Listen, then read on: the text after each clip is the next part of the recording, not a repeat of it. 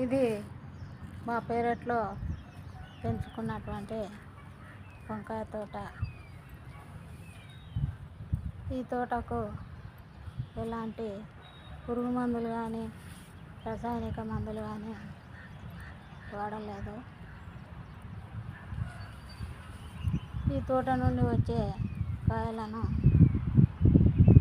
మేమే కాకుండా మా చుట్టుపక్కల వాళ్ళు, మా బంధువులు కూడా వాడుకుంటారు.